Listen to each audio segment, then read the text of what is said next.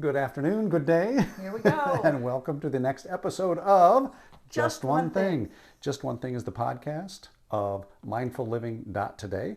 You can find us on Facebook at Mindful Living with Lisa and Mindful Brad. Living with Lisa and And Brad that's in groups. in groups. And then what? The Mindful Couple. The Mindful Couple is our business page. And you can also find us on Instagram at the Mindful Couple. I don't know why that all sort of went out of my head today. I guess it's just sort of a lazy Sucked day. it out of your ears.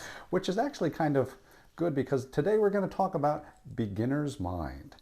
Beginner's mind is an important aspect of living mindfully. Yes. And a lot of people probably hear that phrase, but they don't know really what it is. Or may not have heard that phrase. May not have heard that phrase, and sort of like know what it is, Right. why it's important, how to cultivate it. Yes. So I will ask you then to start off by telling me, what is beginner's mind? Well, beginner's mind is looking at something as though you have never seen it, done it, experienced it before. Right. So it's to me, I think of it as a child's mind. I was going to say the same thing. Instead of beginner's mind, I like child's mind because you come at everything with like wonder and curiosity, Right. no And preconceived excitement. notions. Right. Yeah, exactly. Everything is an adventure. Everything is an exploration. And there's no like win lose. There's no Right. right wrong. It's just like Exactly. you're jumping in with both feet and you're just Yeah. experiencing it, and Yes. just like what could be happier than that? I mean, I don't know if many of you remember when you're 3 or 4 years Right, old and you're like poking your finger in a mud puddle, or you're open a picture book for the first time. Right. It's just like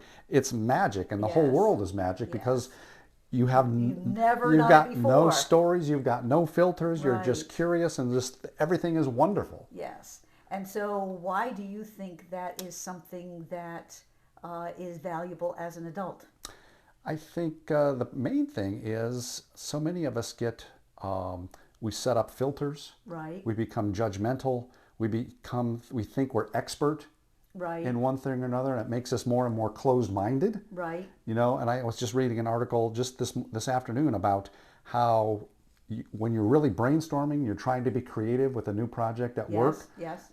keep the experts away in that particular right, field, right, because they have right. all these rules about this works, this How, doesn't work, right. et cetera, and it sort of curtails and thwarts Yes. people coming up with wild, crazy ideas. And when Right. you're trying to be creative, you just want that beginner's mind You want- to say, right. I don't know what works, I don't know what doesn't work. Let's just try. Let me throw everything out there, and it's Right. that creativity that you're looking for in those kinds of instances. Yeah. Well, to me, it's like a blank slate, a blank palette, A- a blank. absolutely, yeah. As a painter or an artist, it's an open canvas that anything can Right. go on and anything Exactly. is possible.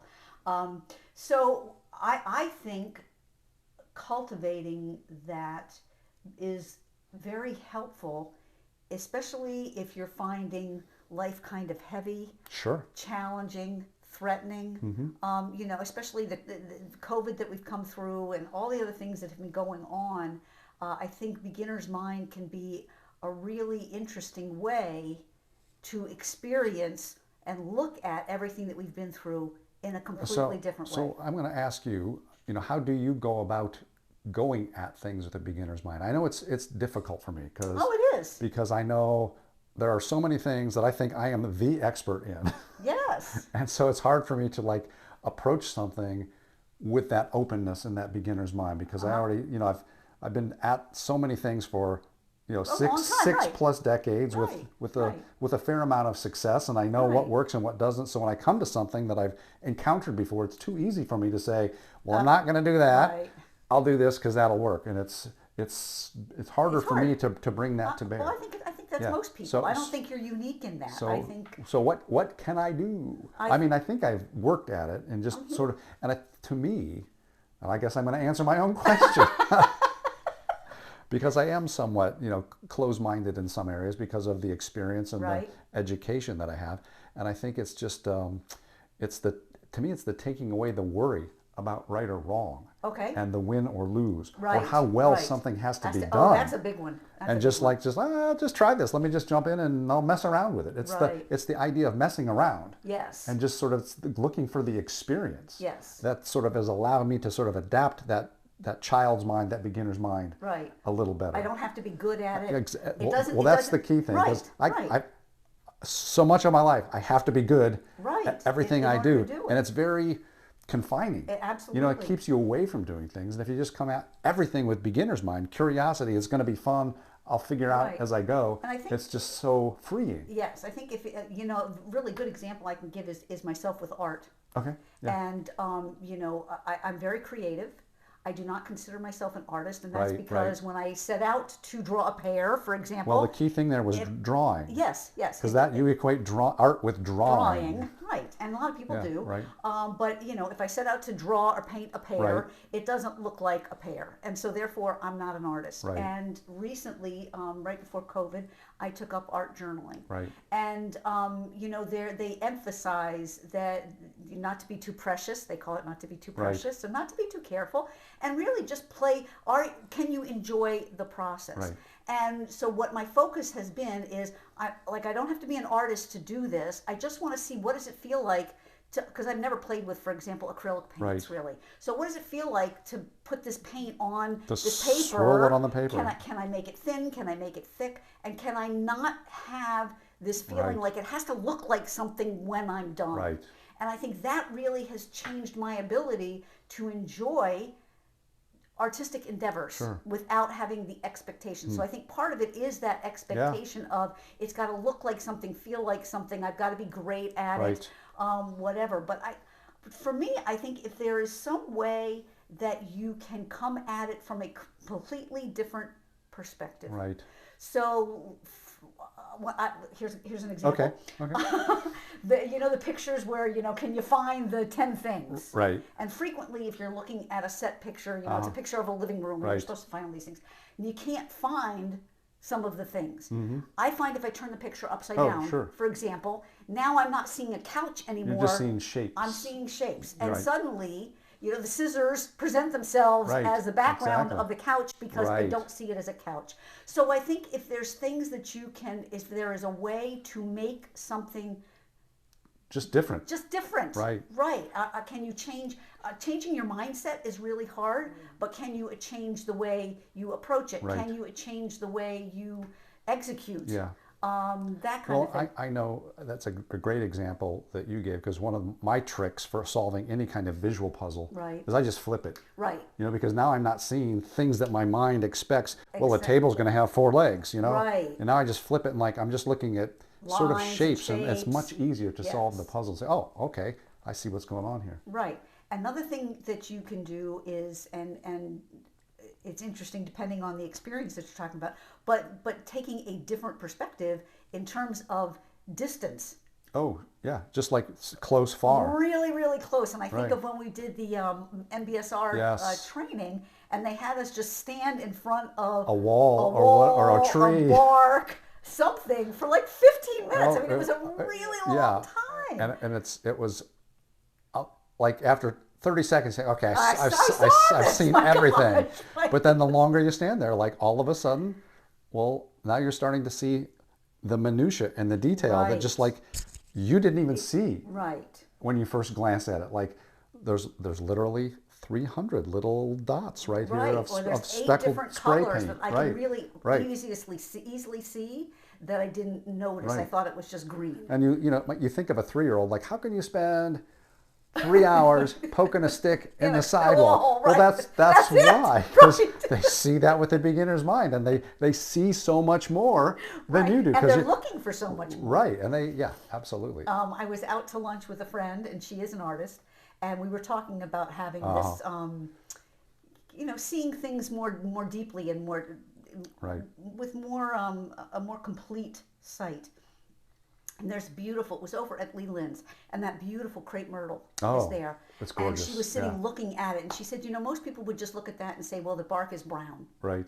But when you really look at it, it's like maroon and dozens green of colors and brown and gray and tan, and it was just really gorgeous. Sure. Not that I hadn't noticed, but most times we just look at, bark, it's brown, gray, whatever. It's just bark, it's rough.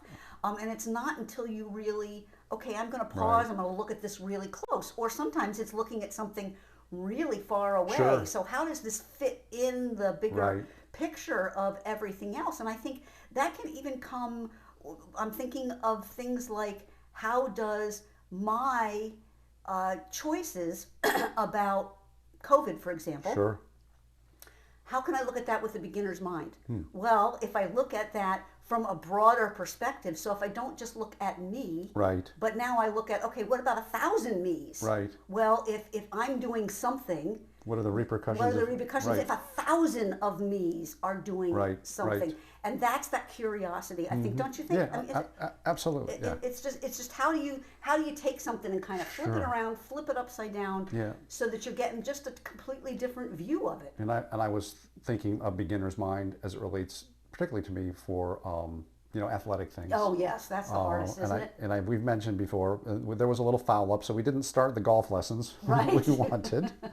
We were supposed to start golf lessons. I'm going to try this golf, lessons with beginner's mind. Right. Not any preconceived notion about how far I should hit it, how powerful I should be, how straight How the ball should go. excellent I should look I doing it. just want to take in the experience and try to to learn what the instructor is going to give me. Right, which is very unique for you. And I'm not going to even care if the ball goes to the hole or not. Right, I'm just going to right. try to just embrace the experience, and maybe over time it will come together and there Right. will be some expertise developed, but Maybe it won't. that's not how I'm going to start, Right. and that's not how I'm going to proceed. It's just Right. the experience and trying to feel my body and trying to connect with the club and the ball and Right. the social environment of being Right. around other people and the feel of the nature, and try to Right. sort of suck in the whole experience and get all the pieces of it, not just did the ball go straight. Am I good at this It's as all, an it's athlete? all of the stuff Other of stuff. it. Yeah, exactly. Right, And so right. sort of that's my goal there. And it's going to be interesting to see whether Yes. I can do that Well, and not and have those Right, expectations. and I think that's unique for you.